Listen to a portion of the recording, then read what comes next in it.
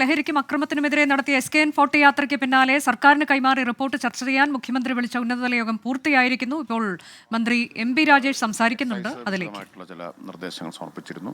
ഇപ്പോൾ 24 സമർപ്പിച്ച കാര്യങ്ങളിൽ മിക്കവാറും കാര്യങ്ങളിൽ ഇതിനകം തന്നെ സർക്കാരിൻ്റെ ഭാഗത്തു നിന്ന് അല്ലെങ്കിൽ മുഖ്യമന്ത്രി നേരത്തെ വിളിച്ച യോഗത്തിൻ്റെയൊക്കെ തീരുമാനത്തിൻ്റെ ഭാഗമായിട്ട് നടപടികൾ സ്വീകരിച്ചുകൊണ്ടിരിക്കുന്നുണ്ട്. ഇപ്പോൾ സ്പോർട്സ് സംബന്ധിച്ചിട്ടുള്ള ഒരു നിർദ്ദേശമുണ്ട്. IM വിജയൻ നിർദ്ദേശത്തെക്കുറിച്ചൊക്കെ അതിൽ പറയുന്നുണ്ട്. അത്തരം കാര്യങ്ങളെല്ലാം സർക്കാർ അംഗീകരിക്കുന്നതാണ്. നടപടികൾ ഇപ്പോൾ ആരംഭിച്ചിട്ടുണ്ട്. എക്സൈസ് ഇപ്പോൾ തന്നെ ഉണർവെന്ന പേരിലൊരു കായിക പദ്ധതി നടപ്പാക്കിക്കൊണ്ടിരിക്കുന്നുണ്ട്. അതുപോലെ തന്നെ പോസിറ്റീവ് പാരൻറ്റിങ്ങിനെ കുറിച്ചുള്ള ക്ലാസ്സുകൾ, ഇതെല്ലാം സ്വീകാര്യമായിട്ടുള്ള നിർദ്ദേശങ്ങളാണ്. ഒരു പ്രധാനപ്പെട്ട നിർദ്ദേശം അവിടെ വന്നത് ഈ കമേഴ്ഷ്യൽ ക്വാണ്ടിറ്റി വർദ്ധിപ്പിക്കുന്നതും റീഡിഫൈൻ ചെയ്യുന്നതും സംബന്ധിച്ച നിയമ ഭേദഗതിയാണ്. 24 നിർദ്ദേശിക്കുന്ന ഒന്നാമത്തെ കാര്യം തന്നെ NDPS ആക്ടിൽ ഭേദഗതി വേണം എന്നതാണ്. NDPS ആക്ടിൽ ഭേദഗതി വേണമെന്ന് സംസ്ഥാന സർക്കാർ പലതവണ ആവശ്യപ്പെട്ട് കഴിഞ്ഞതാണ്. പക്ഷേ ഇതുവരെ കേന്ദ്ര സർക്കാർ അതിനോട് പ്രതികരിക്കാൻ പോലും തയ്യാറായിട്ടില്ല. അപ്പോൾ ഇന്നത്തെ യോഗത്തിൻ്റെ അടിസ്ഥാനത്തിൽ അത് കേന്ദ്രത്തിനോട് വീണ്ടും ഉന്നയിക്കാൻ ഇന്ന് മുഖ്യമന്ത്രി നിർദ്ദേശിക്കുകയുണ്ടായി. അതുപോലുള്ള നടപടികൾ വന്ന പൊതുവിൽ എല്ലാ നിർദ്ദേശങ്ങളെയും സ്വീകാര്യമായിട്ടാണ് കണ്ടത്. ഇപ്പോൾ എക്സൈസിലെ സ്റ്റാഫ് സ്ട്രെങ്ത് വർദ്ധിപ്പിക്കുന്ന കാര്യത്തിൽ നിലവിൽ തന്നെ സർക്കാരിൻ്റെ പരിഗണനയിലുണ്ട്. അത് സംബന്ധിച്ചൊരു നിർദ്ദേശം പരിഗണനയിലുണ്ട്. കൗൺസിലിംഗ് ഡി അഡിക്ഷൻ സെൻ്ററുകളുടെ കാര്യവും പ്രത്യേകം പരിശോധിക്കാൻ ബഹുമാനപ്പെട്ട മുഖ്യമന്ത്രി നിർദ്ദേശിച്ചിട്ടുണ്ട്. അപ്പോൾ വളരെ ക്രിയാത്മകമായിട്ടുള്ളൊരു യോഗമായിരുന്നു. ബഹുമാനപ്പെട്ട മുഖ്യമന്ത്രി പറഞ്ഞത് 24-ൻ്റെ ഇടപെടൽ വളരെ പ്രാധാന്യമുള്ളതാണ് എന്നാണ് പറഞ്ഞിട്ടുള്ളത്. പ്രത്യേകിച്ച് നമ്മൾ ചില സ്ഥലങ്ങൾ ഐഡൻറ്റിഫൈ ചെയ്തിരുന്നു. ഈ സർവേയുടെ ഭാഗമായി ഐഡൻറ്റിഫൈ ചെയ്ത് അതിൻ്റെ എൻഫോഴ്സ്മെൻറ്റ്, പ്രത്യേകിച്ച് പരിശോധനകൾ തുടങ്ങിയ കാര്യങ്ങളിൽ എന്തെങ്കിലും തുടർ നീക്കങ്ങൾ ഉണ്ടാകും? എൻഫോഴ്സ്മെൻറ്റ് ഇപ്പോൾ ശക്തമായിട്ട് നടന്നുകൊണ്ടിരിക്കുന്നു. അത് ശക്തമായി തന്നെ തുടരും. ഏതെങ്കിലും സ്ഥലങ്ങൾ നമ്മൾ ഐഡൻറ്റിഫൈ ചെയ്ത സ്ഥലങ്ങൾ നമ്മുടെ എക്സൈസിൻ്റെതായ ഭാഗങ്ങൾ ഐഡൻറ്റിഫൈ എല്ലാ സ്ഥലങ്ങളെക്കുറിച്ചും വെളിപ്പെടുത്തുന്നത് ശരിയല്ലല്ലോ.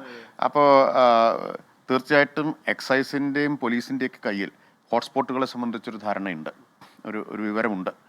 ആ ഹോട്ട്സ്പോട്ടുകൾ കേന്ദ്രീകരിച്ചുള്ള എൻഫോഴ്സ്മെൻറ്റ് നിരീക്ഷണം, അത് നിങ്ങളും പറഞ്ഞിട്ടുണ്ട്, നിരീക്ഷണം നടന്നുകൊണ്ടിരിക്കുന്നതാണ്. അത് നിരീക്ഷണം ശക്തിപ്പെടുത്തും.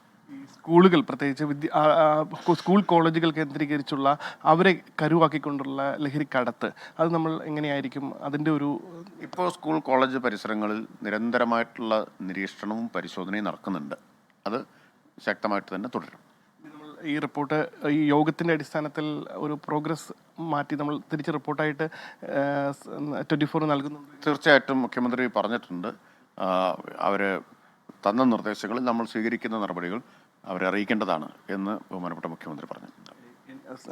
ആദ്യം പറഞ്ഞ NDPS ആക്ടിൽ ഈ ക്വാണ്ടിറ്റി സംബന്ധിച്ച്, കൊമേഴ്ഷ്യൽ ക്വാണ്ടിറ്റി സംബന്ധിച്ചുള്ള മാറ്റം, അതിൽ നമുക്ക് പ്രാദേശികമായി, കേന്ദ്ര നിയമമല്ലാതെ പ്രാദേശികമായി നമുക്ക് മറ്റെന്തെങ്കിലും ചെയ്യാൻ കഴിയുന്നതാണോ? ഇല്ല, NDPS ആക്ട് പാർലമെൻറ്റ് പാസ്സാക്കിയ കേന്ദ്ര നിയമമായതുകൊണ്ട് കേന്ദ്രത്തിന് മാത്രമേ ഇതിന് മാറ്റം വരുത്താൻ പറ്റൂ. നമ്മൾ ഒന്നിൽ കൂടുതൽ തവണ ഈ കാര്യം ആവശ്യപ്പെട്ടതാണ്. കൂടുതൽ ഗൗരവമായിട്ട് തന്നെ ഈ കാര്യം ഉന്നയിക്കും. ഇതോടൊപ്പം നമുക്ക് ചോദിക്കണം, ഇനി നമ്മൾ 24 എന്ന സ്ഥാപനം ഇനി എന്താണ് ഇതുമായി ബന്ധപ്പെട്ട് മുന്നോട്ട് കൊണ്ടുപോകാൻ നമ്മൾ ചെയ്യേണ്ട സഹായങ്ങൾ എന്തെങ്കിലും ഉണ്ടോ? ബോധവൽക്കരണമാണ് ഏറ്റവും പ്രധാനപ്പെട്ട കാര്യം. ആ ബോധവൽക്കരണം തുടരുക. പ്രത്യേകിച്ച് രക്ഷിതാക്കൾക്ക് തങ്ങളുടെ കുട്ടികൾ ഇത് ഉപയോഗിക്കുന്നു എന്ന് കണ്ടെത്തിയാൽ ഒരു സാമാന്യമായ ഒരു രീതി എന്താണെന്ന് ചോദിച്ചാൽ അതിനെ അന്ധമായിട്ട് നിഷേധിക്കുക എന്നതാണ്. അതിനു പകരം ഈ യാഥാർത്ഥ്യത്തെ അംഗീകരിക്കുകയും അതിന് ശാസ്ത്രീയമായിട്ടുള്ള പരിഹാരം, ചികിത്സ, ഡി അഡിക്ഷൻ തുടങ്ങിയിട്ടുള്ള പരിഹാരം തേടാൻ ഉള്ള ഒരു മനോഭാവം രക്ഷിതാക്കളിൽ വളർന്നു വരണം. അത് ആ ബോധവൽക്കരണം ഉണ്ടാവണം. അതോടൊപ്പം കുട്ടികൾക്കും രക്ഷിതാക്കൾക്കെല്ലാം ഇടയിൽ ഇതിൻ്റെ ആപത്തിനെക്കുറിച്ചുള്ള നിയമപരമായ പ്രത്യാഘാതങ്ങൾ, അത് കുടുംബത്തിൽ ആരോഗ്യത്തിലൊക്കെ ഉണ്ടാക്കുന്ന ആപത്തിനെക്കുറിച്ചും പ്രത്യാഘാതങ്ങളെക്കുറിച്ചുമുള്ള നല്ല ബോധവൽക്കരണമാണ് ഏറ്റവും പ്രധാനം.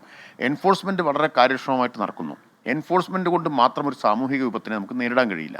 ഒരു സാമൂഹിക വിപത്ത് എന്ന നിലയിൽ ഒരു സോഷ്യൽ അവയർനെസ് ഉണ്ടാക്കാൻ ഏറ്റവും പ്രധാനപ്പെട്ട പങ്ക് മാധ്യമങ്ങൾക്കാണ് വഹിക്കാൻ കഴിയുക. 24 അതിൽ ഒരു മുൻകൈ എടുത്തു എന്നത് അങ്ങേയറ്റം മാതൃകാപരമാണ്, അഭിനന്ദനാർഹമാണ്. ഇത് വിടാതെ നിങ്ങൾ പിന്തുടരണം എന്നാണ് എനിക്ക് അഭ്യർത്ഥിക്കാനുള്ളത്. പലപ്പോഴും മാധ്യമങ്ങൾ ഒരു പ്രത്യേക ഘട്ടത്തിൽ ഇത്തരം ക്യാമ്പയിൻ എടുക്കും, പിന്നീട് അത് മറ്റു കാരണങ്ങൾ കൊണ്ടൊക്കെ ആയിരിക്കും അത് ഉപേക്ഷിക്കുന്ന ഒരു സ്ഥിതി വരും. പക്ഷേ ഇത് നമുക്കങ്ങനെ വഴിയിൽ ഉപേക്ഷിക്കാവുന്ന മന്ത്രി MP രാജേഷ് സംസാരിക്കുകയായിരുന്നു. 24 ലഹരി നടത്തിയ SKN40 യാത്രയുമായി ബന്ധപ്പെട്ട് മുഖ്യമന്ത്രിക്ക് നൽകിയ റിപ്പോർട്ട്, അതുമായി ബന്ധപ്പെട്ട ചർച്ചകൾക്കായി മുഖ്യമന്ത്രി വിളിച്ച യോഗം ചേർന്നിരുന്നു. അതിൽ എന്തൊക്കെ ചർച്ചകൾ നടന്നു, എന്തൊക്കെ നിർദ്ദേശങ്ങൾ ഉയർന്നു, സർക്കാർ എന്തൊക്കെ നടപടികൾ സ്വീകരിക്കാൻ പോകുന്നു എന്നിങ്ങനെ കാര്യങ്ങൾ വിശദീകരിക്കുകയായിരുന്നു എക്സൈസ് മന്ത്രി MP രാജേഷ്.